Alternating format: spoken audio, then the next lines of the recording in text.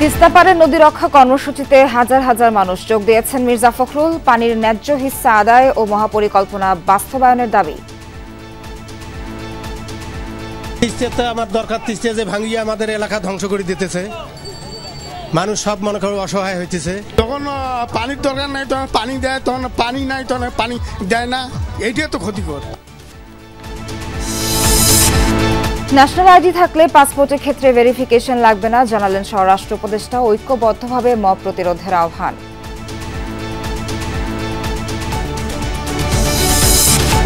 রমজানে ৩০ টাকা কেজি দরে চাল কিনতে পারবে ৫০ লাখ পরিবার।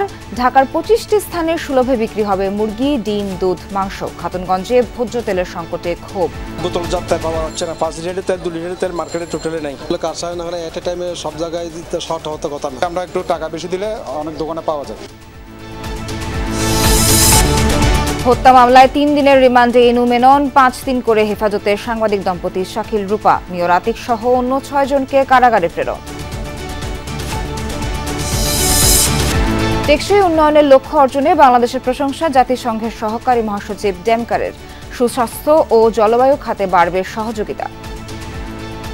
Climate change is such a big topic that needs to be addressed, and to really also support the development and continue the growth of the country. যুদ্ধবিরতির শর্ত ভেঙে উত্তর গাজায় বোমা হামলা চলছে। ইসরায়েলের যে কোনো পদক্ষেপকে সমর্থনের ঘোষণা ট্রাম্পের।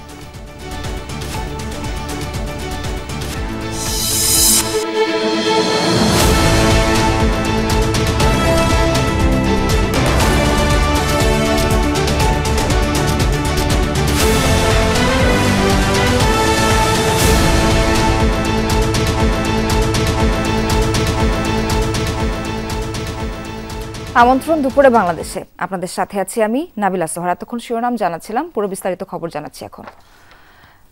জাগো বাহে তিস্তা বাঁচাই স্লোগানে স্লোগানে তিস্তার পানির ন্যায্য হিসাব ও মহাপরিকল্পনা বাস্তবায়নের দাবিতে 2 দিন ব্যাপী অবস্থান কর্মসূচিতে অংশ নিতে তিস্তার জমায়েত স্থলগুলোতে জড়ো হয়েছে সাধারণ মানুষ। দুপুরে কর্মসূচির উদ্বোধন করবেন বিএনপির মহাসচিব মির্জা ফখরুল ইসলাম আলমগীর। তিস্তা অববাহিকার 5টি জেলার 11টি স্পটে কয়েক হাজার তাঁবু, বড় বড় প্যান্ডেল ও মঞ্চ করা হয়েছে।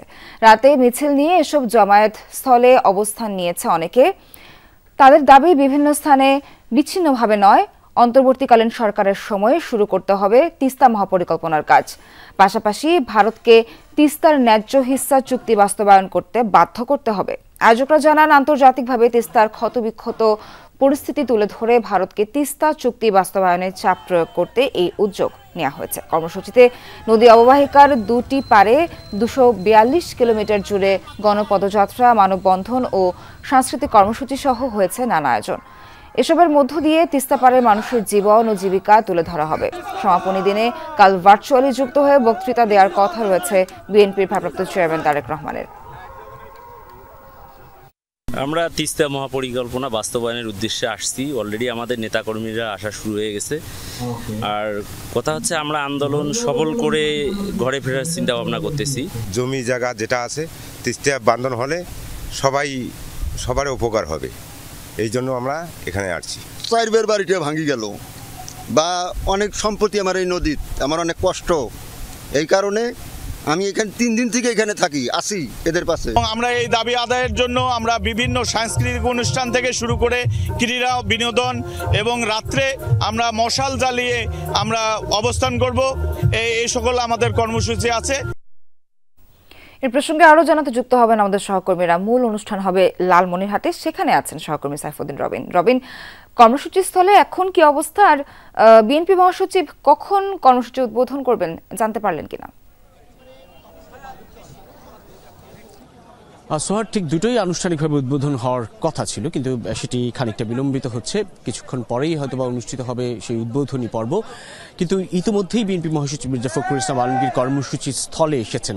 কর্মসূচি স্থল হচ্ছে সেটি একেবারে তিস্তা ব্রিজ যেটি রয়েছে রংপুর এবং লালমনিরহাট সংযুক্ত, সেই তিস্তা ব্রিজের পশ্চিম প্রান্ত। এবং সেখানটায় এই সমাবেশ স্থলটি মূলত তিস্তা নদী ছিল একসময়, কিন্তু সেই নদী এখন আর নেই। নদী পরিচয়ও দেওয়ার মতো উপায় নেই, এখানটায় এমন চর জেগেছে। এবং এর পাশের যে সংকীর্ণ নদী, সেই সংকীর্ণ নদী হয়ে নৌপথ ধরে অনেকেই এসেছেন এই কর্মসূচিতে যোগ দেওয়ার জন্য। 48 ঘন্টার কর্মসূচি তিস্তা নদীর পানির ন্যায্য হিস্সা এবং তিস্তা মেগা প্রকল্প বাস্তবায়নের দাবিতে। সেই কর্মসূচিতে যেমন উদ্বোধনী পর্বে থাকছে জনতার সমাবেশ, এরপর থাকবে নানান ধরনের পরিবেশনা, যার মধ্য দিয়ে মূলত এই অঞ্চলের মানুষের জীবন জীবিকা, সেসবের উপর তিস্তার প্রভাব সেসব তুলে ধরার চেষ্টা থাকবে। এবং সে সঙ্গে উজান থেকে নেমে আসা যে তিস্তা, ভারত থেকে নেমে আসা, সিকিম থেকে নেমে আসা সেই তিস্তার পানির ন্যায্য হিস্সা দাবি যেটি দীর্ঘদিনের, সেটি আরও একবার উত্থাপিত হবে এই কর্মসূচি থেকে। তিস্তা নদী রক্ষা আন্দোলনের ব্যানারে মূলত এই কর্মসূচি, যে কর্মসূচি ঘিরে ইতিমধ্যেই বিভিন্ন শিক্ষা প্রতিষ্ঠান, বিভিন্ন পেশাজীবী শ্রমজীবী মানুষের কিন্তু ঢল আমরা লক্ষ্য করছি। যেহেতু প্রচণ্ড খরতাপ, সে কারণে এই চরে উত্তপ্ত বালির মধ্যে তারা অবস্থান না নিয়ে উদ্বোধনী আয়োজনের অপেক্ষা করা এবং তারা তাদের যে নির্দিষ্ট তাঁবু কিংবা আশপাশের বিভিন্ন এলাকায় খানিকটা ছায়ায় সেসবে বিশ্রাম নিচ্ছেন মূলত। এবং দূর দূরান্ত থেকেই এসেছেন। যেখানটা দাঁড়িয়ে সেটি যেমন লালমনিরহাট অংশের একটি কর্মসূচি স্থল, ঠিক ওপারে অর্থাৎ এই যে নদী, অর্থাৎ এই চরের পরে যে সংকীর্ণ নদী, সেটির ওপারে কাউনিয়া, রংপুর, সেখানেও কিন্তু আরেকটি কর্মসূচি একেবারে নদীর কুল ঘেঁষে বা তীর ঘেঁষে। এই কর্মসূচিগুলি থেকে প্রত্যেকটি অঞ্চলের, অর্থাৎ তিস্তা তীরবর্তী যে অঞ্চল, সেটির বেশ কয়েকটি জেলার অঞ্চলের মানুষ তারা মূলত এই কর্মসূচির সঙ্গে যেমন স্বতঃস্ফূর্তভাবে সংহতি প্রকাশ করছেন, ঠিক তেমনি আন্তর্জাতিকভাবে একটি চাপ যেন সৃষ্টি হয় ভারতের কাছে, যেন তারা যে অভিন্ন নদীর পানি বন্টন চুক্তি সেটি বাস্তবায়নে যেন কার্যকর উদ্যোগী হয় কিংবা ভূমিকা রাখার চেষ্টা করে স্বতঃস্ফূর্তভাবে, সেই আহ্বানটুকু জানানো হচ্ছে। এবং যে 54টি অভিন্ন নদীর পানি, সেই 54টি অভিন্ন নদীর মধ্যে বলা চলে তিস্তার চাহিদাটা একটু বেশি, কেননা এই পুরো উত্তরের জনপদ বা উত্তরের মানুষজন আসলে এই তিস্তার দ্বারা প্রভাবিত। যেমন শুকনো মৌসুমে পানি শূন্য অবস্থা, ঠিক তেমনি বর্ষা মৌসুমে নদীতে রূপান্তরিত হয়ে এই তিস্তা প্লাবনে ভাসিয়ে দেয় এই অঞ্চলের মানুষকে, আর ঘরবাড়ি তো বিলীন হওয়া সেটা তো রয়েছে। সব মিলিয়ে এখানকার মানুষ কতটা পর্যুদস্ত হয়ে আছে কেবলমাত্র তিস্তার পানির কারণে, সেটি আরও একবার উত্থাপিত হবে এখান থেকে, এই মঞ্চ থেকে কিংবা এই কর্মসূচি থেকে, 48 ঘন্টার টানা কর্মসূচি থেকে। তাই ভারতের কাছে আমরা জানবো। রবিন, আপনাকে অসংখ্য ধন্যবাদ। একটু রংপুরে মহিপুর পয়েন্টে আছে আমাদের আরেক সহকর্মী, তার কাছে যেতে চাই। সরকার মাজহারুল মান্নান আছে আমাদের সঙ্গে। মাজহার, আয়োজনের সার্বিক প্রস্তুতি কেমন এবং কত মানুষ জড়ো হয়েছে সেখানে একটু জানাবেন।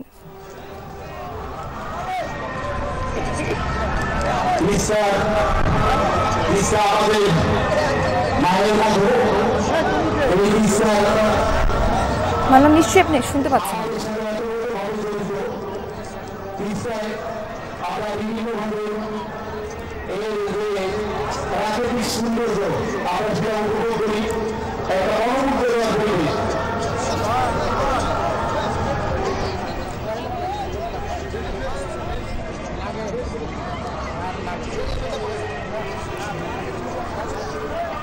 এই দিশায় আমাদের রক্ষা করতে হবে, এই দিশাকে যদি আমরা শাসন করতে পারি, বদলে যাবে এই জায়গার চিত্র, বদলে যাবে।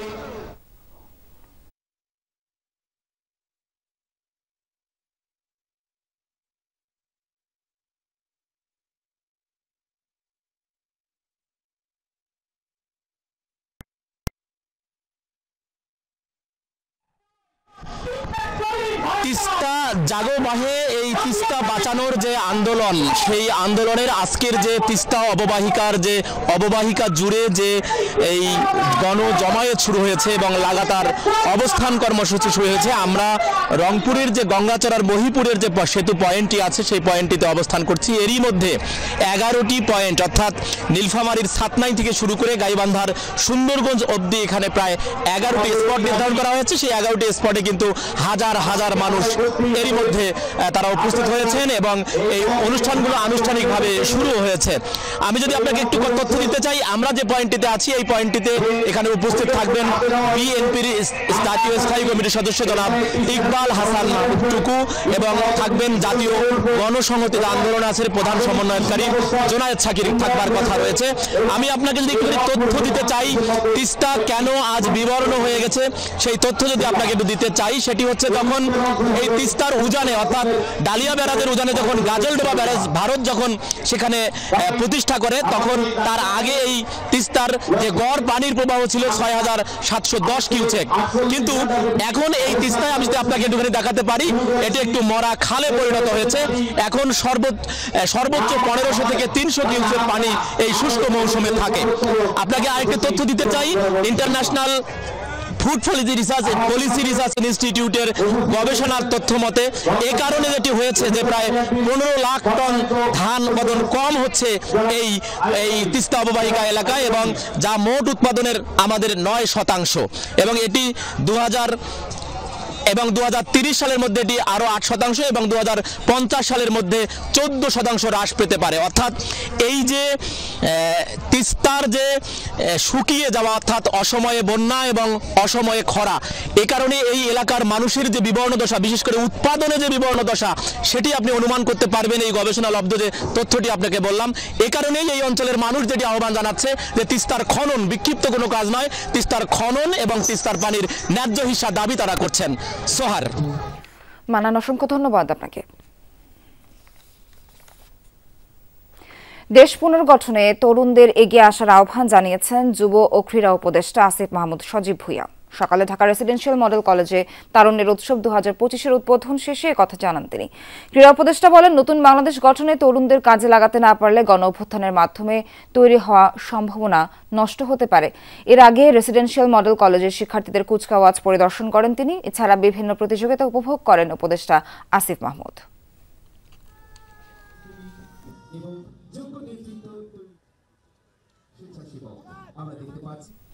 ছাত্র জনতার আন্দোলনে নিহতরা স্বীকৃতি পাবেন জুলাই শহীদ ও আহতরা জুলাই যোদ্ধা নামে, একথা জানিয়েছেন মুক্তিযুদ্ধ বিষয়ক মন্ত্রণালয়ের উপদেষ্টা ফারুকী আজম।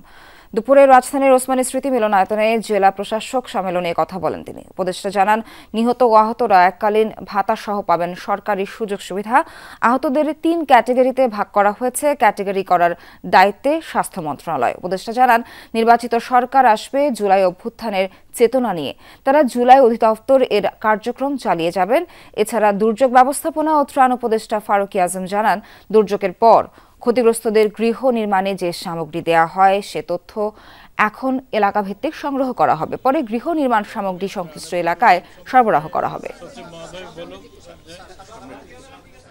জুলাই অভ্যুত্থানে যারা শহীদ হয়েছেন তারা জুলাই শহীদ নামে খ্যাত হবেন এবং এই নিরিখে তারা সনদ পাবেন, পরিচয়পত্রও পাবেন তাদের পরিবারগুলো, এবং জুলাই অভ্যুত্থানে যারা আহত হয়েছেন তারা জুলাই যোদ্ধা নামে খ্যাত হবেন এবং তারা এই নিরিখে পরিচয়পত্রও পাবেন এবং অন্যান্য যে সরকারি সুবিধাদি পাবেন, আজীবন চিকিৎসা সুবিধা পাবেন, তারপর তারা ভাতাও পাবেন।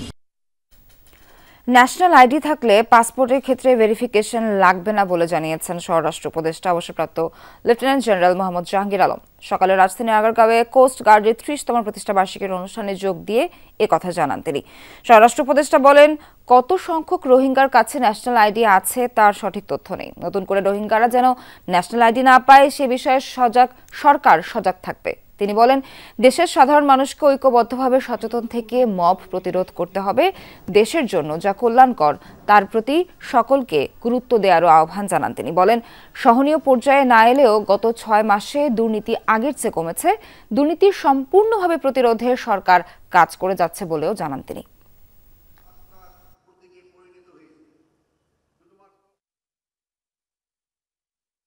সবাইরই কিন্তু একটু সজাগ হইতে হবে। দেশের যেটা ভালো হয় দেশের জন্য ওইটাই শুধু করতে হবে। আমাকে দেশকেও ভালোবাসতে হবে। আমাকে দেশের জন্য যেটা উপকারী ওইটাই আমাদের করতে হবে। আর এই 6 মাসে আগের থেকে দুর্নীতি অনেক কমছে। এই 6 মাসে আগের থেকে অনেক কমছে, বাট তারপরও এটা সহনীয় পর্যায়ে আসে নাই। এই দুর্নীতি আরও কমতে হবে। রমজানে সুলভ মূল্যে চাল বিতরণ করবে সরকার। 30 টাকা কেজি দরে 15 কেজি করে চাল পাবে 50 লাখ পরিবার। একথা জানিয়েছেন খাদ্য উপদেষ্টা আলী ইমাম মজুমদার। সকালে ওসমানী স্মৃতি মিলনায়তনে জেলা প্রশাসক সম্মেলনে কথা বলেন তিনি। খাদ্য উপদেষ্টা বলেন, চাল বিতরণ কর্মসূচি সফলভাবে সম্পন্ন করতে ডিসিদের নির্দেশনা দেওয়া হয়েছে। রমজানকে সামনে রেখে মার্চ এবং এপ্রিল মাসে 1.5 লাখ টন করে মোট 3 লাখ টন চাল দেওয়া হবে। মার্চ এপ্রিল মাসের খাদ্য বান্ধব কর্মসূচির চাল সাধারণ মানুষের হাতে পৌঁছাতে ঢাকা এবং চট্টগ্রাম মেট্রোপলিটন শহরে ম্যাজিস্ট্রেট মাঠে থেকে কর্মসূচি তত্ত্বাবধান করবেন। এই কর্মসূচির আওতায় ঢাকায় 117টি পয়েন্টে 70টি ট্রাকে চাল বিক্রি হবে। মার্চ মাস এপ্রিল মাস 2 মাস 1.5 লাখ করে 3 লাখ মেট্রিক টন চাল যাবে খাদ্য বান্ধব কর্মসূচিতে। ঈদের সময়ে 1 কোটি লোক পাবে, 10 কেজি করে চাল পাবে উপহার হিসেবে ফ্রি। প্রায় 7 লাখ টনের মতো চাল এই সময়টাতে যাবে, মার্চ এবং এপ্রিলের মধ্যে যাবে, রোজা, ঈদ ইত্যাদি কেন্দ্র করে। রমজানে দ্রব্যমূল্য নিয়ন্ত্রণে ঢাকার 25টি স্থানে সুলভ মূল্যে ব্রয়লার মুরগি, ডিম, পাস্তুরিত দুধ ও গরুর মাংস বিক্রি করবে প্রাণী সম্পদ মন্ত্রণালয়। দুপুরে সচিবালয় ব্রিফিংয়ে এই কথা জানান উপদেষ্টা ফরিদ আক্তার। তিনি জানান, পহেলা রমজান থেকে 28 রমজান পর্যন্ত রাজধানীতে বিক্রি করা হবে। সেখানে ব্রয়লার মাংস প্রতি কেজি 250 টাকা, পাস্তুরিত দুধ প্রতি লিটার 80 টাকা, ডিম প্রতি ডজন 114 টাকা এবং গরুর মাংস প্রতি কেজি 650 টাকায় বিক্রি হবে। উপদেষ্টা জানান, প্রজনন মৌসুমে মা ইলিশ সংরক্ষণে আগামী 15 এপ্রিল থেকে 11 জুন পর্যন্ত মোট 58 দিন বাংলাদেশের নদী ও সাগরে ইলিশ ধরা, ইলিশ পরিবহন, মজুদ, বাজারজাতকরণ, ক্রয় বিক্রয় নিষিদ্ধ থাকবে। আপনারা গতবার আমার এই অনুরোধটা রেখেছেন। ঢাকা শহরের আমরা 25টি স্থানে এটা দেব। এই বছর আমরা একটু প্রাধান্য দিয়েছি যেসব এলাকায় জুলাই অভ্যুত্থানের সময় জনগণের একটা ব্যাপক অংশগ্রহণ ছিল, সেরকম জায়গাগুলোতে আমরা দিতে চাই, যদি আমরা জানি যে আমরা তাদের প্রয়োজন মেটাতে পারবো না। প্রতি বছরের মতো এবারও রমজানের আগে চট্টগ্রামে দেখা দিয়েছে ভোজ্য তেলের সংকট। দেশের সবচেয়ে বড় পাইকারি বাজার খাতুনগঞ্জের আড়তে মজুদ কম। বন্দর দিয়ে গত 3 মাসে পর্যাপ্ত আমদানির পরও বাজারে কোনো প্রভাব নেই। দোকানে সয়াবিন না পেয়ে ক্ষুব্ধ ভোক্তারা। খাতুনগঞ্জের ভোজ্য তেলের আড়তে কিছুদিন আগ পর্যন্ত মজুদ থাকলেও এখন ভিন্ন চিত্র। বেশিরভাগই প্রায় খালি, বেচা কিনাও নেই। প্রতি বছরের মতো এবারও ঠিক রমজানের আগে এ সংকট কৃত্রিম বলছেন ভোক্তারা। তাদের অভিযোগ, আগের সিন্ডিকেট এখনো সক্রিয়। বাজার সিন্ডিকেট এছাড়া তার কিছু না, নাই বলতে বাংলাদেশও এরকম কিছু নাই, খালি গুজিয়ে রেখে বলে যে নাই। সিন্ডিকেটের কারণে সেল পাওয়া যাচ্ছে না, এরকম কিছু হতে পারে আর কি। কারসাজি হতে পারে, না হলে কারসাজি না হলে এট এ টাইমে সব জায়গায় শর্ট হতে কথা না। সরকার দর বেঁধে দিলেও চট্টগ্রামে বোতলজাত এবং খোলা সয়াবিন বিক্রি হচ্ছে লিটার প্রতি 25 থেকে 30 টাকা বেশি দামে। তার উপর খুচরা বাজারে মিলছে না বোতলজাত সয়াবিন। সরবরাহ কমিয়েছেন মিল মালিকরা। আমাদের কাছে কোনো এসআরও আসতেছে না, এসআর আসলেও হয়তো 5 কার্টন মাল দিচ্ছে, 5 কার্টন তো 10 মিনিটে 5 কার্টন শেষ। মাল নাই বলে কোম্পানিরা, এসআররা ওই বলতেছে আটা নাও, অমুক নাও, কিন্তু তেল কোথায়? না, তেল নাই। তেলের যে দাম হারে, এই জন্য ওরা সম্ভবত কোম্পানিরা তো চাপাই দিচ্ছে। আর কোম্পানিরা সরবরাহ কম দিচ্ছে, স্লোগান দিচ্ছে, সবারই মনে করেন না মাল আসতেছে না, দেরি হচ্ছে। গত বছরের নভেম্বর থেকে চলতি জানুয়ারি পর্যন্ত 3 মাসে চট্টগ্রাম বন্দর থেকে 2,32,000 টন অপরিশোধিত সয়াবিন তেল খালাস হয়েছে। পাইপলাইনে আছে আরও, কিন্তু বাজারে এর প্রভাব নেই। দাম বৃদ্ধির পরও সরবরাহ করছে না অনেক কোম্পানি। তেলের পরিস্থিতি খুবই খারাপ, অন্যান্য বছরের তুলনায় এখন অনেক খুব সংকট দেখা যাচ্ছে। না পড়ছে কি করবো বাবা, খাইতে হয়তো, না খেয়ে তো আর পারা যায় না, তেল ছাড়া তো কোনো জিনিস খাওয়া যায় না। প্রতি বছরের এবারও তো তেলের দাম বাড়তি, এবং বোতলজাত তেল পাওয়া যাচ্ছে না। 5 লিটারের তেল, 2 লিটারের তেল মার্কেটে টোটালি নাই। কিছু ক্ষেত্রে দেখি যে আমরা একটু টাকা বেশি দিলে অনেক দোকানে পাওয়া যায়। তো এটা আমরা চাইবো যে গভর্নমেন্ট যাতে ভালো করে এটার দিকে নজর দেয়। মামুন রশিদ, যমুনা নিউজ, চট্টগ্রাম। শিক্ষক সংকটে নিরসনের দাবিতে বরিশাল শেরি বাংলা মেডিকেল কলেজে বিক্ষোভ করেছে শিক্ষার্থীরা। বেলা 11টা থেকে শেরি বাংলা মেডিকেল কলেজের গেটের সামনে বিক্ষোভ কর্মসূচি শুরু করে তারা। বেলা 11:30টার দিকে শিক্ষার্থীরা কলেজের প্রশাসনিক ভবনের সামনের গেটে তালা ঝুলিয়ে দেয়। দাবি পূরণ না হলে কলেজের শাটডাউন চলবে বলে জানায় শিক্ষার্থীরা। বরিশাল শেরি বাংলা মেডিকেল কলেজ কর্তৃপক্ষ জানিয়েছে, কলেজে 334টি পদের মধ্যে 173টি শিক্ষকের পদ শূন্য রয়েছে।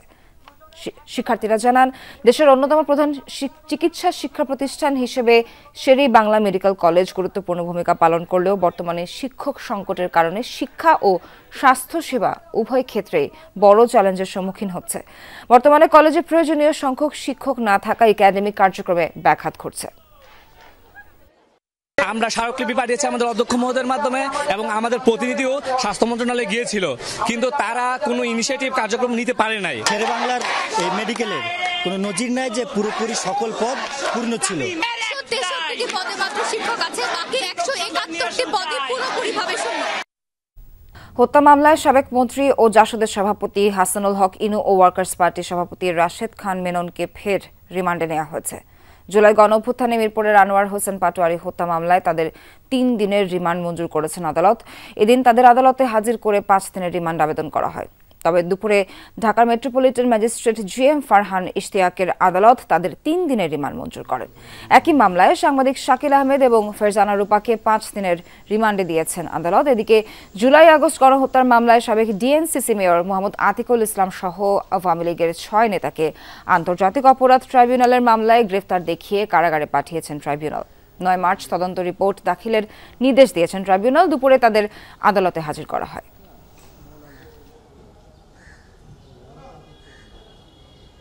তারা জেল হাজতে ছিল, তাদেরকে ট্রাইব্যুনালে হাজির করা হয়েছে এবং তাদেরকে এই মামলায় শোন অ্যারেস্ট দেখিয়ে কারাগারে প্রেরণের নির্দেশ দিয়েছেন ট্রাইব্যুনাল। তদন্তকারী অফিসারের রিপোর্টের ভিত্তিতে এবং প্রসিকিউশনের আবেদনের ভিত্তিতে ট্রাইব্যুনাল তাদেরকে প্রোডাকশন ওয়ারেন্ট দিয়েছিলেন, তার ভিত্তিতে আজকে তাদেরকে নিয়ে আসা হয়েছে।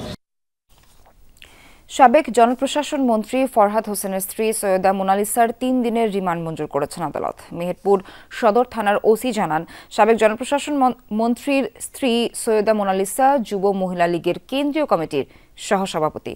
রোববার রাতে ঢাকার ইস্কাটনের একটি বাড়ি থেকে তাকে গ্রেফতার করা হয়। সকালে তাকে মেহেরপুরে নেওয়া হয়।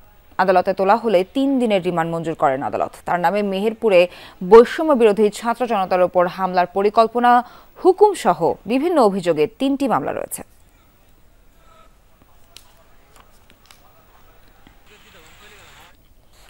সারা দেশে অপারেশন ডেভিল হান্টে রংপুরে 45 জন সহ অন্তত 88 জনকে গ্রেফতার ও আটক করা হয়েছে। রাতভর অভিযানে গাজীপুর মহানগর পুলিশ 5 জনকে ও জেলা পুলিশ 5 জনকে গ্রেফতার করেছে। নিয়ে গেল 9 দিনে জেলায় 384 জনকে গ্রেফতার করা হয়েছে। রংপুর মহানগরীতে 2 জন সহ বিভাগের 8 জেলা থেকে মোট 43 জনকে গ্রেফতার করেছে পুলিশ।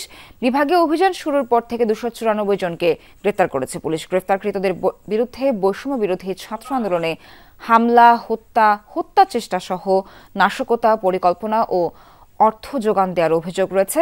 সবাই আওয়ামী লীগ ও অঙ্গ সহযোগী সংগঠনের নেতাকর্মী। এছাড়া নারায়ণগঞ্জে 9 জন, জামালপুরে 9, পাবনায় 6, চুয়াডাঙ্গায় 4 ও টাঙ্গাইলে 4 জন ও সাতক্ষীরার তালা জেলা আওয়ামী লীগের উপপ্রচার সম্পাদক প্রণব ঘোষ বাবলুকে গ্রেফতার করা হয়েছে। ইতালির কথা বলে 24 যুবককে পাচারের মামলার প্রধান আসামি রাশেদ খানের 4 দিনের রিমান্ড মঞ্জুর করেছেন আদালত। দুপুরে শরীয়তপুরের সিনিয়র জুডিশিয়াল ম্যাজিস্ট্রেট তন্ময় গাইনের আদালতে এই রায় দেওয়া হয়। আদালত জানায়, রাশেদ খান ও তার সহযোগীরা বছর খানেক আগে শরীয়তপুর ও মাদারীপুরের 24 যুবককে ইতালি নেওয়ার কথা বলে প্রতি পরিবারের কাছ থেকে 20 লাখ টাকা পর্যন্ত হাতিয়ে নেয়। এরপর থেকেই নিখোঁজ সেই যুবকরা। এ ঘটনায় ভুক্তভোগী পরিবারের সদস্য রাশেদ খান সহ 7 জনের নামে মানব পাচারের মামলা করে। মামলায় গ্রেফতারের পর পুলিশ 7 দিনের রিমান্ড চাইলে 4 দিন মঞ্জুর করেন আদালত। মুন্সিগঞ্জের শ্রীনগরে ঢাকা মাওয়া এক্সপ্রেসওয়েতে পরপর 5টি যানের সংঘর্ষ হয়েছে। এতে আহত অন্তত 20 জন। হাইওয়ে পুলিশ জানায়, সকাল 7:30টার দিকে এক্সপ্রেসওয়ের কামরাখোলা এলাকায় ঢাকামুখী লেনে একটি পিকআপকে পেছনে কাভার্ড ভ্যান ধাক্কা দিলে দুর্ঘটনার সূত্রপাত হয়। এ সময় একই লেনে পেছনে আসা 2টি বাস সহ অপর আরেকটি যান পরপর পেছন থেকে সংঘর্ষের ঘটনা ঘটে। এতে দুমড়ে মুচড়ে যায় 2টি যাত্রীবাহী বাস ও কাভার্ড ভ্যানের সামনের অংশ।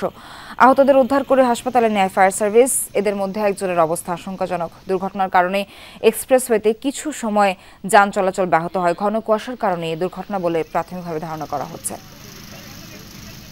ফরিদপুরের ভাঙ্গায় ঘন কুয়াশার কারণে বাস ও কাভার্ড ভ্যানের মুখোমুখি সংঘর্ষে 10 যাত্রী আহত হয়েছে। সকাল 7টার দিকে ফরিদপুর বরিশাল মহাসড়কের চুমুরদি এলাকায় দুর্ঘটনার কবলে পড়ে যানবাহন দুটি। দুর্ঘটনার পর 2 পাশে প্রায় 5 কিলোমিটার যানজট দেখা দেয়। আহতদের উদ্ধার করে স্থানীয় হাসপাতালে চিকিৎসা দেওয়া হচ্ছে। রাজধানীর যাত্রাবাড়ির মাতোয়াল এলাকায় রাস্তা পার হতে গিয়ে পিকআপ ভ্যানের ধাক্কায় স্বামী স্ত্রী নিহত হয়েছেন। আহত হয়েছেন তাদের 14 বছরের মেয়ে। সকাল 7টার দিকে মাতোয়ালের সাদ্দাম মার্কেটের বিপরীত পাশের রাস্তায় দুর্ঘটনা ঘটে। নিহতরা হলেন আব্দুল জব্বার ও রুনা আক্তার। তাদের মেয়ে গুরুতর আহত জুই আক্তারকে ঢাকা মেডিকেলে পাঠানো হয়েছে বলে জানিয়েছে যাত্রাবাড়ী থানা পুলিশ। এসআই মাহমুদুল হাসান জানান, এই ঘটনায় পিকআপ ভ্যানটি জব্দ করা হয়েছে, তবে চালক পালিয়ে গেছে। নিহতদের বাড়ি জামালপুর জেলার ইসলামপুর উপজেলার মোহাম্মদপুর গ্রামে ডেমরা কোনাপাড়া এলাকায় থাকতেন তারা।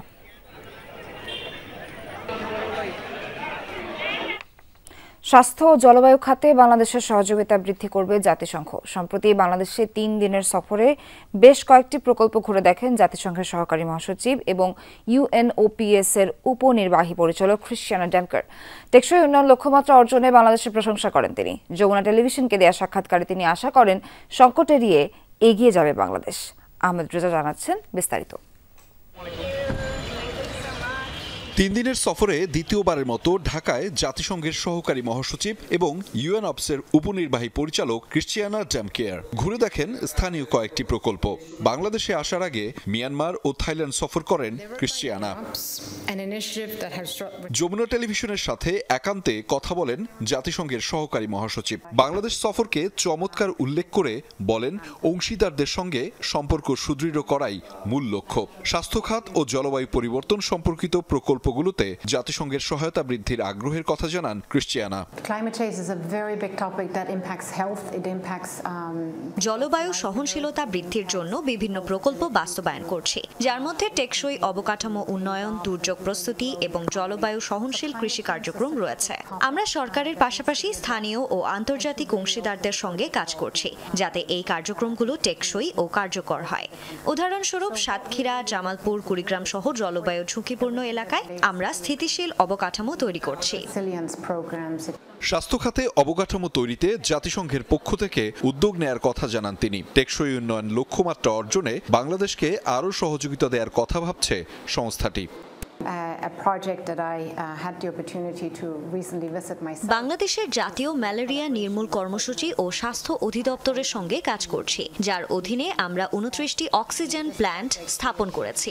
এর ফলে হাসপাতালে পর্যাপ্ত পরিমাণ অক্সিজেন সরবরাহ নিশ্চিত করা সম্ভব হয়েছে। আমাদের লক্ষ্য হলো শুধুমাত্র প্রকল্প বাস্তবায়ন নয়, বরং স্থানীয় জনগোষ্ঠীকে সম্পৃক্ত করে তাদের সক্ষমতা বৃদ্ধি করা, যাতে তারা দীর্ঘমেয়াদে এর সুফল ভোগ করতে পারে। যেমন 29টি অক্সিজেন প্ল্যান্ট শুধু স্থাপন করাই আমাদের লক্ষ্য নয়, বরং সেগুলোর কার্যকারিতা বজায় রাখতে স্থানীয় জনগণ ও কর্তৃপক্ষকে প্রশিক্ষণ দেওয়া হচ্ছে। ইউএনওপিএস বৈশ্বিকভাবে কাজ করলেও প্রতিটি প্রকল্প স্থানীয় চাহিদা বিবেচনা করে বাস্তবায়ন করা হয় বলেও জানান ক্রিশ্চিয়ানা। আহমেদ রেজা, যমুনা নিউজ, ঢাকা। গ্রামে বাজানো যাবে না কোনো বাদ্যযন্ত্র, প্রবেশ নিষেধ হকার ও তৃতীয় লিঙ্গের মানুষের। সম্প্রতি ঝিনাইদহের হরিণাকুণ্ডুর একটি গ্রামে এমন বিধিনিষেধ জারি করে নোটিশ টাঙিয়েছেন গ্রামের সমাজপতিরা। তাদের দাবি, এলাকায় বিশৃঙ্খলা মারামারি বন্ধ করা ও উঠতি বয়সীদের পড়াশোনার মনোযোগী করতেই এই উদ্যোগ। বিষয়টিকে আইন বহির্ভূত কর্মকাণ্ড বলছেন ইউএনও। হরিণাকুণ্ড উপজেলা শহর থেকে প্রায় 10 কিলোমিটার দূরের জনপদ সরাতলা গ্রাম। সমাজপতিদের জারি করা সাম্প্রতিক কিছু বিধিনিষেধের কারণে স্থানীয়ভাবে বেশ আলোচনায় গ্রামটি। সম্প্রতি এলাকার বিভিন্ন বাড়িঘর ও দোকানের দেয়ালে সাঁটানো হয়েছে এই নোটিশ। গ্রামে নিষিদ্ধ করা হয়েছে সব ধরনের বাদ্যযন্ত্র। যারা বাজাবে তাদের জরিমানার পাশাপাশি অভিভাবকদের বিরুদ্ধেও আইনগত ব্যবস্থা নেয়ার হুঁশিয়ারি দেওয়া হয়েছে। একই সাথে গ্রামে হকার এবং তৃতীয় লিঙ্গের মানুষকেও নিষিদ্ধ করার কথা বলা হয়েছে নোটিশে। নোটিশ আকারে টাঙিয়ে দেয়া 100 টাকার স্ট্যাম্পে স্বাক্ষর রয়েছে এলাকার জনপ্রতিনিধি, স্কুল মাদ্রাসার শিক্ষক, মসজিদ কমিটির সভাপতি, ইমাম সহ অন্তত 20 জনের। তাদের দাবি, এলাকায় মারামারি, উচ্ছৃঙ্খলতা বন্ধ করা ও তরুণদের পড়াশোনায় মনোযোগী করাতে গ্রামের সবার মতামত নিয়ে এই উদ্যোগ নেওয়া হয়েছে। আমাদের গ্রামের ওসমান গনি, তিনি মারাই গিয়েছে একদিন, সারা রাত বক্স বাজাইছিল। সে বিরক্ত হয়ে 3 বার গেছিল যে বাবা সকল তোমরা বক্স বাজিও না। অথচ সে বক্স বাজানো তো বন্ধই করলো না। পরের দিন তাই নিয়ে একটা গোলযোগ সৃষ্টির প্রকার দেখা গেল। হিজলেরা এসে তাদের যে বিল করে, এই বিল দেওয়ার সমর্থন কেউ থাকে না। আমরা একটা সমন্বয় করে দেখলাম যে আমাদের ছেলেবেলে বাচ্চাদের যদি লেখাপড়া শেখাতে হয়, তাহলে এরপর থেকে সরিয়ে দিতে হবে এই পথটা। সামাজিকভাবে গ্রামের সবাই সুবিধার্থে এই কাজটা করা হয়েছে, নিজেরা বসে আর কি। এ বিষয়ে ক্যামেরার সামনে গ্রামের অনেকেই কথা বলতে রাজি হননি। বিষয়টিকে ইতিবাচক বলছেন কেউ কেউ। দেখেন এই জায়গায় একটা বাড়ি আছে, একেবারে এত জোরে সাউন্ড বক্স চালায়, মানে আমাদের এখানেই নামাজ রোজা করা যায় না এরম অবস্থা। ছেলেরা এই যে গাঁজা মদ টদ খাইয়ে ফেন্সিডিল খাইয়ে আড্ডা দেয়, এই বাদ্যবাজনা বাজিয়ে ওরা এইসব মস্ত কাজে লিপ্ত থাকে, সেই জন্য এইসব বন্ধ করে দেওয়া হয়েছে। ভালো দিক দিয়ে যদি হয় তাহলে হতেই পারে, আর যদি ওটা ভালো না আমরা করব তাহলে আর কোনো সমস্যা নেই। এরই মধ্যে বিষয়টি স্থানীয় প্রশাসনের নজরে এসেছে। এটিকে আইন বহির্ভূত কর্মকাণ্ড বলছেন উপজেলা নির্বাহী কর্মকর্তা। যারা এ ধরনের নোটিশ জারি করেছে তাদের আইনের আওতায় আনার আশ্বাস তার। অফিসার ইনচার্জ মহোদয়কে দায়িত্ব দেওয়া হয়েছে এটা যে কারা এই ঘটনা ঘটিয়েছে এবং সেখানে ইউনোর অনুমতি ব্যতি রেখে এই ধরনের আইন বহির্ভূত যে কর্মকাণ্ড করছে এই বিষয়গুলোকে ট্রেস আউট করা হচ্ছে এবং তাদেরকে আমরা আইনের আওতায় নিয়ে আসবো। শরতলা গ্রামে প্রায় 2000 মানুষের বসবাস। গ্রামটির বেশিরভাগ মানুষেরই পেশা কৃষিকাজ। জাহিদ হাসান, যমুনা নিউজ। নীতিমালা না মানায় বাংলাদেশ থেকে আপলোড করা 1,16,00,000 ভিডিও সরিয়ে নিয়েছে video sharing platform TikTok. Community guideline অনুযায়ী যার বেশিরভাগই মুছে গেছে স্বয়ংক্রিয়ভাবে। সকালে বিটিআরসি ও টিকটকের যৌথ আয়োজনে ডিজিটাল নিরাপত্তা সম্মেলনে এই তথ্য জানানো হয়। এ সময় বক্তব্য রাখেন টিকটকের outreach and partnership manager Sidra Jalil. জানান 96% ভিডিও সরানো হয়েছে 24 ঘন্টার মধ্যে, তবে কৃত্রিম বুদ্ধিমত্তার সুবাদে 99% ভিডিও আলাদাভাবে সরাতে হয়নি। এ সময় বিটিআরসি চেয়ারম্যান জানান ডিজিটাল নিরাপত্তা নিশ্চিতে বৈশ্বিক প্রযুক্তি প্রতিষ্ঠানের সাথে যৌথভাবে কাজ করবে টেলি যোগাযোগ নিয়ন্ত্রণ কমিশন।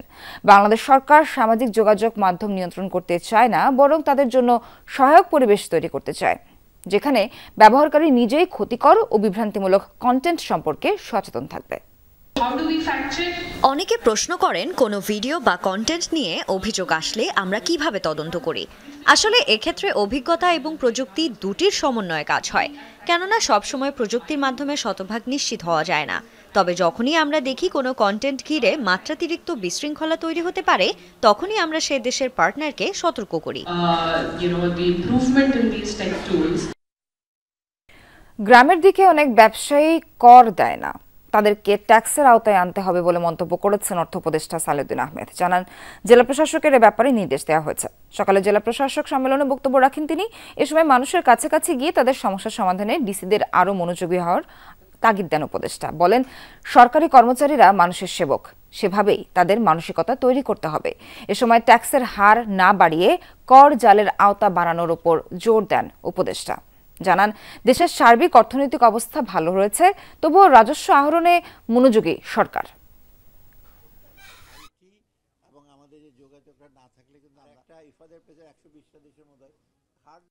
লোকাল এমপ্লয়মেন্ট, তারপরে আপনার ট্যাক্স রেট বাড়িয়ে যে রাজস্বটা যেটা আরো বিস্তৃত করতে পারি, সেটা ইভেন প্রত্যন্ত অঞ্চল।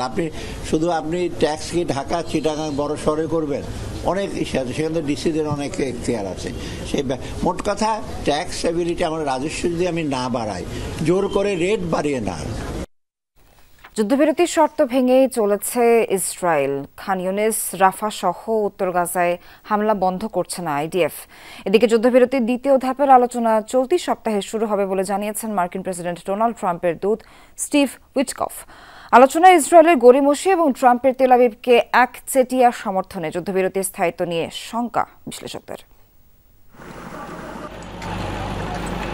যুদ্ধবিরতি মানে অস্ত্রের ব্যবহার পুরোপুরি বন্ধ, কিন্তু উল্টো চিত্র গাজায়। ফিলিস্তিনি বার্তা সংস্থা ওয়াফার তথ্য অনুযায়ী গাজার দক্ষিণের রাফা, খান ইউনিসে থেমে থেমে শোনা যাচ্ছে বোমার আওয়াজ। সাগরে টহল দিচ্ছে ইসরায়েলি বোট। তীরের দিকে লক্ষ্য করে সেই গানবোটগুলো থেকে ছোড়া হচ্ছে গুলিও। গোলাগুলি অব্যাহত রয়েছে উত্তর গাজাতেও। বেইত হানুনে নতুন করে সেনা মোতায়েন করেছে ইসরায়েল। ইসরায়েলি সেনাদের বাধার মুখে পড়ছে ত্রাণ প্রবেশ। বাস্তুচ্যুত লাখ লাখ বাসিন্দাদের জন্য তাঁবু ও অন্যান্য সরঞ্জাম বহনকারী ত্রাণের গাড়িতে হামলা চালাচ্ছে আইডিএফ। রোববার রাফায় ইসরায়েলি ড্রোন হামলায় প্রাণ হারিয়েছেন ত্রাণ কাজে নিয়োজিত 3 ফিলিস্তিনি পুলিশ। এ ঘটনার তীব্র নিন্দা জানিয়েছে হামাস। তাদের অভিযোগ, এ ধরনের আচরণের মাধ্যমে যুদ্ধবিরতির শর্তকে গোনায় ধরছে না তেল আবিব। যুদ্ধবিরতির দ্বিতীয় ধাপের আলোচনায় গড়িমসি করে ইসরায়েলের এই আগ্রাসী মনোভাবে যুদ্ধবিরতির স্থায়িত্ব নিয়ে উদ্বেগ প্রকাশ করেছেন বিশ্লেষকরা।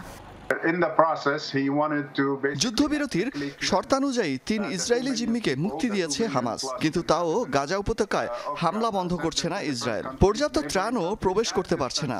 এটা যুদ্ধবিরতি চুক্তি নিয়ে ভালো কোনো ইঙ্গিত দিচ্ছে না। নেতানিয়াহু ওয়াশিংটন সফরে গেলে ট্রাম্প গাজাকে কিনে নেয়ার প্রস্তাব দিয়েছেন। যদি তাই হয় তবে গাজার ভবিষ্যৎ অন্ধকার। আর 2 সপ্তাহের মধ্যেই শেষ হবে হামাস ইসরায়েলের যুদ্ধবিরতির প্রথম ধাপের সময়সীমা। দ্বিতীয় ধাপ নিয়ে আলোচনা আরও আগে শুরু হওয়ার কথা থাকলেও নানা অজুহাতে তা পেছানো হয়েছে। নানা নাটকীয়তা শেষে চলতি সপ্তাহে কায়রোতে যুদ্ধবিরতির দ্বিতীয় ধাপের আলোচনা শুরু হবে বলে জানিয়েছেন ডোনাল্ড ট্রাম্পের দূত স্টিভ উইটকফ। এদিকে সমালোচনার মুখেই সাবেক মার্কিন প্রেসিডেন্ট জো বাইডেনের আরোপিত নিষেধাজ্ঞা প্রত্যাহার করে ইসরায়েলে ভারী MK-84 বোমার চালান পাঠিয়েছে যুক্তরাষ্ট্র। তাজরিয়ান সোবহান, যমুনা নিউজ। গাজা ইস্যুতে ইসরায়েলের যে কোনো পদক্ষেপকে সমর্থন করবে যুক্তরাষ্ট্র। রোববার ফ্লোরিডায় সাংবাদিকদের কথা জানিয়েছেন মার্কিন প্রেসিডেন্ট ডোনাল্ড ট্রাম্প। নেতানিয়াহুকে বলেছি, আপনার যা ইচ্ছা করুন। গাজায় পরবর্তী কি পদক্ষেপ নেওয়া হবে এ বিষয়ে ইসরায়েলের সঙ্গে আলাপ আলোচনা হবে। আমার বিশ্বাস শক্তিমত্তার মাধ্যমেই শান্তি আসবে। এবার কঙ্গোর দ্বিতীয় বৃহত্তম শহর বুকাভুর নিয়ন্ত্রণ নিয়েছে M23 বিদ্রোহী গোষ্ঠী। রোববারই প্রায় বিনা বাধায় শহরটিতে প্রবেশ করে সশস্ত্র গোষ্ঠীটির সদস্যরা। কঙ্গো সরকারের দাবি, সহিংসতা এড়াতে সরে গেছেন সেনারা। কঙ্গোর পূর্বাঞ্চলে সংঘাত ছড়িয়ে পড়ার শঙ্কায় আফ্রিকান ইউনিয়ন সব পক্ষকে আলোচনার মাধ্যমে সমাধানের আহ্বান জানিয়েছে তারা। জানুয়ারির শেষে কৌশলগতভাবে গুরুত্বপূর্ণ গোমা শহর দখলের পর থেকেই সাউথ কিভু প্রদেশের রাজধানী বুকাভুর দিকে অগ্রসর হচ্ছিল M23। গেল শুক্রবার শহর থেকে 30 কিলোমিটার উত্তরে প্রধান বিমানবন্দরের নিয়ন্ত্রণ নেয় সশস্ত্র গোষ্ঠীটি। রোববার প্রায় বিনা বাধায় বুকাভুতে প্রবেশ করে বিদ্রোহীরা। 2022 সালে গোষ্ঠীটির সশস্ত্র বিদ্রোহ শুরুর পর সবচেয়ে বড় সাফল্য বুকাভু পতন। কঙ্গো সরকারের দাবি, সহিংসতা ও বেসামরিক প্রাণহানি এড়াতেই মাঠ ছেড়ে গেছে সেনারা। 20 লাখ বাসিন্দার নগরী দখলে নিয়ে পথে পথে টহল দিচ্ছে M23-র সদস্যরা। বিদ্রোহীদের স্বাগতও জানিয়েছে অনেক বাসিন্দা। তবে বিভিন্ন এলাকায় এখনও চলছে লুটপাট, সংঘর্ষ, শিশু কিশোরদের হাতেও অস্ত্র। বিদ্রোহী হোক বা সরকার, নিরাপত্তার প্রত্যাশা বাসিন্দাদের। আমাদের নিরাপত্তা দেবে এমন কর্তৃপক্ষ চাই। বুকাভুতে সবচেয়ে বড় সমস্যা এখন শিশুদের হাতে অস্ত্র। তারা যাকে তাকে গুলি করছে, মানুষকে কাজে যেতে বাধা দিচ্ছে। কর্তৃপক্ষের প্রতি এই শিশুদের দায়িত্ব নেওয়ার আহ্বান জানাই। লুটপাট বন্ধ হোক। দেশের অস্থিতিশীল পরিস্থিতির জন্য আবারও রুয়ান্ডাকে দায়ী করছে কঙ্গো সরকার। আঞ্চলিক সহিংসতা ছড়িয়ে পড়ার শঙ্কায় আফ্রিকান ইউনিয়ন M23 গোষ্ঠীকে অস্ত্র ত্যাগ এবং আলোচনার মাধ্যমে সমাধানের আহ্বান জানিয়েছে জোট। কঙ্গোর পূর্বাঞ্চলে ব্যাপক আকারে সংঘাত ছড়িয়ে পড়ার শঙ্কায় উদ্বিগ্ন আমরা। M23 এবং সমর্থকদের প্রতি আবারও আহ্বান জানাই, অস্ত্র ত্যাগ করুন। গোমা সহ দখলকৃত এলাকাগুলো ছেড়ে দিন। নতুন সংঘাতের কারণে মানবিক পরিস্থিতির অবনতি কাঙ্ক্ষিত নয়। একমাত্র সমাধান সব পক্ষকে আলোচনা টেবিলে বসতে হবে। চলতি বছরের শুরু থেকেই সেনা বিদ্রোহী লড়াইয়ে উত্তপ্ত হয়ে ওঠে কঙ্গো। বিপজ্জনক পরিস্থিতির কারণে সরিয়ে নেওয়া হয়েছে জাতিসংঘের কর্মী সহ বিদেশিদের। চলমান সংঘাতে প্রাণও হারিয়েছে দক্ষিণ আফ্রিকা ও মালাউইর 13 শান্তিরক্ষী। Dorothy Tasrin, Jamuna news.